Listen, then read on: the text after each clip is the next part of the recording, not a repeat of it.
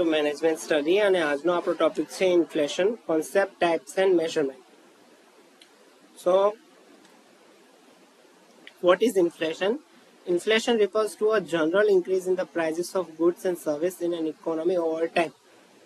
Inflation શું છે કે ગુડ્સ અને સર્વિસીસના પ્રાઇસમાં ઇન્ક્રીઝ થતો રહે છે ઓવર ટાઈમ.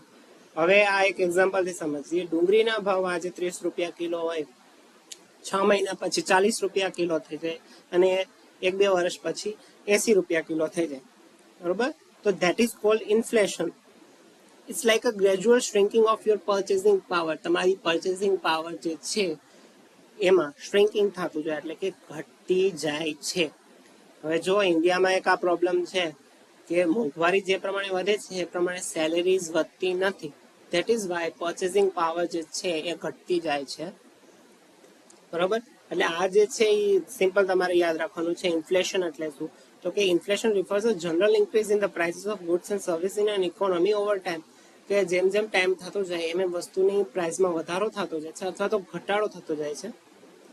ઘટાડો તો જનરલી ઓછો જ થાય છે પણ વધારો જ થતો જાય છે. તમે જો દર વર્ષે ભાવ વધતા જ જાય છે. એટલે આ તમારી જે છે પર્ચેસિંગ પાવર ઘટાડે છે and that is called inflation. Now આ ઇન્ફ્લેશનના પણ ઘણા બધા ટાઈપ્સ છે. તો પહેલો છે ક્રીપિંગ ઇન્ફ્લેશન. ક્રીપિંગ ઇન્ફ્લેશન એટલે ભાખોડિયા ભળતો ફુગાવો આપણે જેને કહીએ. તમે જો ઇકોનોમિક્સ સ્ટડી કર્યું હોય તો તેમાં પણ આ ચેપ્ટર આવતું જ હશે, ફુગાવો 11th માં આવતું. તો ક્રીપિંગ એટલે ભાખોડિયા ભળતો, એટલે કે બાળક નાનું હોય એ ભાખોડિયા કેમ ભળતું હોય, તો ક્રીપિંગ ઇન્ફ્લેશન પણ એમ જ છે. This is a mild form of inflation with price increases typically below 3% annually.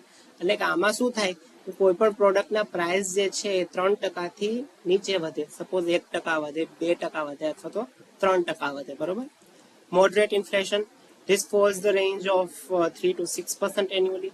એટલે કે આ મોડરેટ ઇન્ફ્લેશન કેવો કહેવાય કે એમાં પ્રોડક્ટના ભાવ છે 3 થી 6% વચ્ચે હોય અને 3% વધે, 4% વધે, 5% વધે અથવા તો 6% વધે. Galloping inflation એટલે કે this is a significant inflation with price increase exceeding 6% annually.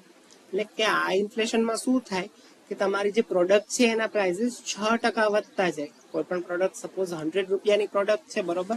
આજે એના 100 રૂપિયા છે, આવતા વર્ષે 106 રૂપિયા થશે, પછી વળી પાસે 6% ઇન્ક્રીઝ થશે, બરોબર? એ રીતે.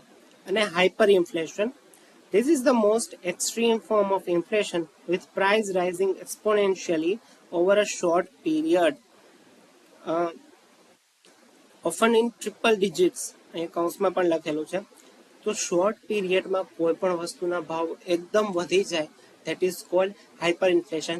અને આ વસ્તુ થઈ છે લીંબુ સાથે, ડુંગળી સાથે. તમે જો લીંબુના ભાવ એક ટાઈમે કેટલા વધી ગયા હતા, તો એ વસ્તુઓને આપણે કહી શકીએ હાઇપર ઇન્ફ્લેશન છે. કે કોઈ પણ પ્રોડક્ટના ભાવ એક્સપોનેન્શિયલી વધી જાય, કે જેના જેટલા વધવા જોઈએ એના કરતાં પણ વધારે વધી જાય, that is cold hyper inflation.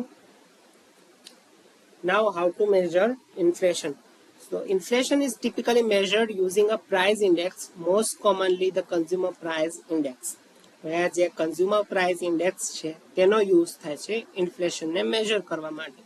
આમાં કોઈ ટાઈપ્સ નથી. તમે જોયું નેશનલ ઇન્કમને મેજર કરવાના ઘણા બધા ટાઈપ્સ હતા. પ્રોડક્ટ મેથડ હતી, પછી ઇન્કમ મેથડ હતી, એક્સપેન્ડિચર મેથડ હતી. બટ ઇન્ફ્લેશનને મેજર કરવા માટે there is a particular index that is called consumer price index, બરોબર?